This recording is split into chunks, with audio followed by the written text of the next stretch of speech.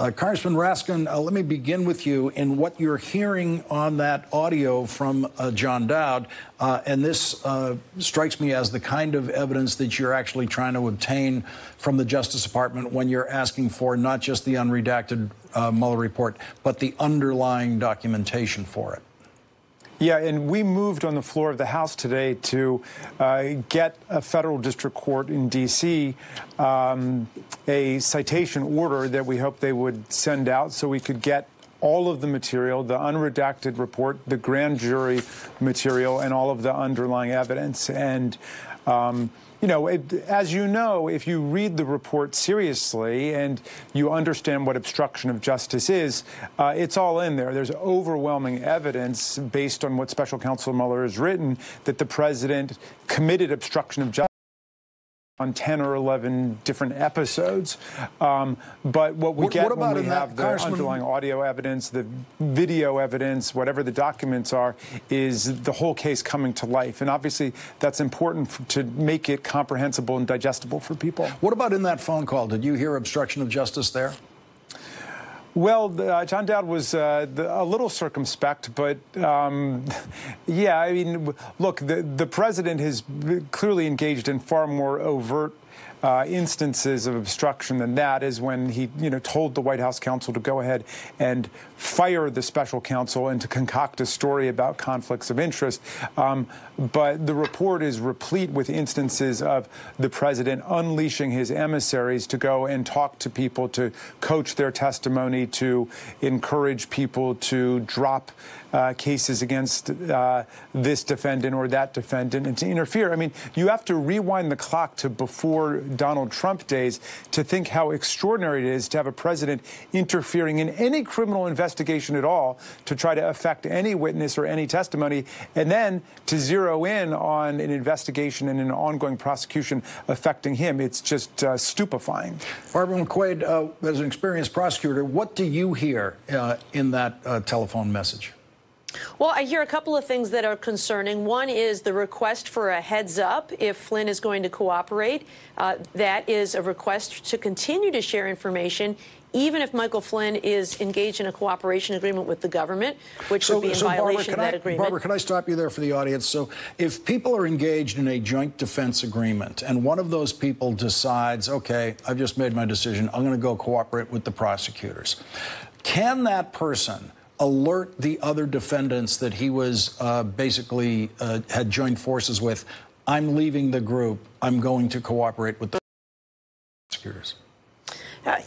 Yes, typically they do say I'm leaving the group. They don't often say it's because I'm cooperating with the prosecutors, but most people understand that's what that means. And so, the agreement is dictated by the terms of their agreement, and it can say whatever they want it to say. But typically when someone withdraws, the most common assumption is that that person is going to cooperate.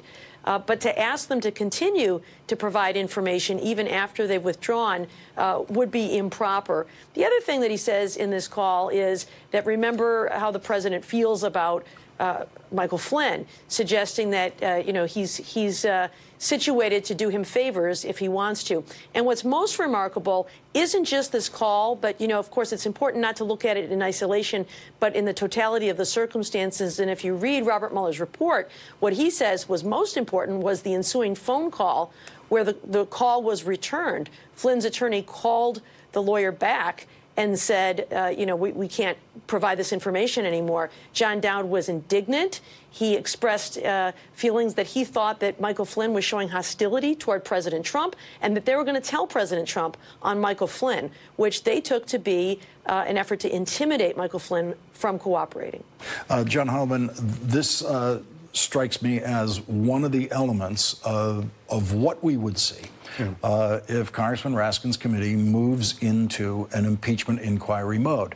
Audio tapes like this, possibly witnesses like John Dowd being called. He might claim an attorney-client privilege on some things, might not on others.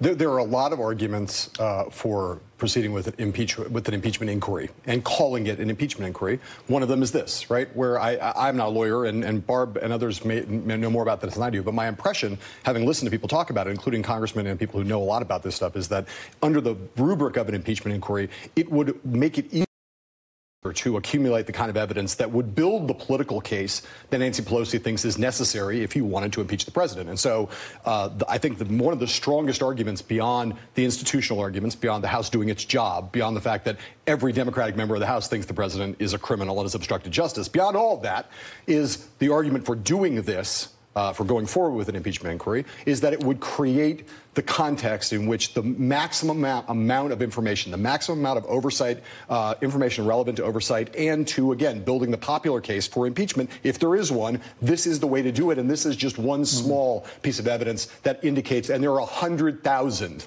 probably literally close to 100,000 pieces of evidence like this that the public deserves to see, and that would be brought forward under those circumstances. Congressman Raskin, in the last 24 hours, we've had a report indicating that your chairman of the Judiciary Committee, Jerry Nadler, is actually eager to move to the impeachment inquiry. Nancy Pelosi is holding that back. She's blocking that, according to some reports.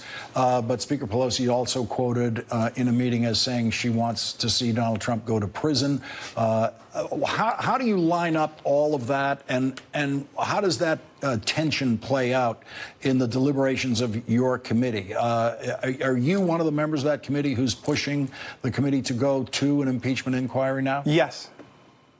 Yeah, I've been for it because we've been presented with overwhelming evidence of high crimes and misdemeanors, which we shouldn't ignore. And we also know that since the Mueller report was released, albeit in its redacted form, the administration has been on a full-blown wholesale campaign to shut down production of evidence, witnesses, documents, and to refuse compliance with the lawful subpoenas that Congress has ordered. So they're in a total shutdown, defiance mode towards Congress, which in itself is an offense. That was one of the articles, Article 3 in the Nixon impeachment, contempt of Congress. And here we're seeing a far more sweeping and unprecedented attack on our Article 1 fact-finding powers. So, you know, the key thing to understand is that do you expect Nancy Pelosi to come to your view of this? Well, I'm sorry. Congressman, do you expect Nancy Pelosi to join eventually with your view of this and move to an impeachment inquiry? I think that all of us are moving together. We're right now very unified that we need to counter and stop the lawlessness and the obstructionism of the administration. And I do think that events are moving very quickly, and the dynamics are such that it's going to be clear what it is that we've got to do. The key thing to understand about the discussion about impeachment or prison is that impeachment is not a criminal process. The end of it is not putting the president in jail. We don't use a beyond a reasonable doubt standard of proof. And going to the other guests' statements, we're not trying to prove the violation of a criminal statute. We're looking at whether this conduct conforms to what we expect of the president of the United States, or whether he's committing high crimes and misdemeanors against the office. That's what it's about. It's protecting the office of the presidency and the Constitution and the rule of law against a president who's trampling the rule of law and acting like a king. John Hyman, before we go to a break, I want to get you on the politics of the week from Donald Trump, unloading attacks on Twitter as Air Force One is landing in London on the London mayor, to not being a fan of the Vietnam War, to what we saw in Normandy today, including his interview today. A little bit of potpourri. Just pick your poison here. I think one of the things you see with the president often, as you saw today, sitting in front of those gravestones, a horrific piece of behavior. Laura Ingraham was a real journalist. She would say, really? You're like, Mr. President, do you recognize what our backdrop is here? To launch partisan attacks as we sit here in front of the graves of the fallen, totally wildly inappropriate. But of course, she does not ask that question because she wants this for Donald Trump to attack Nancy Pelosi or Robert Mueller. And the thing from Nancy Pelosi's point of view, and I was glad you played the video, is that Trump makes it so easy for his opponents, for his rivals, to claim the moral and political high ground. It takes no effort for Nancy Pelosi to do what she did today. And whether it gains her, in the grand scheme of things, whether it gains her much, I don't know. But I do think that for the millions of veterans, for people who serve in active duty, who look at the behavior of one of them being respectful, the other being totally disrespectful and totally political, I can't help but feel that they look at that and they get the point, that the contrast makes the point of how bad the president's behavior is. Well, he's a guy who he's clearly never been in a military cemetery until this new job he has forced him to do it.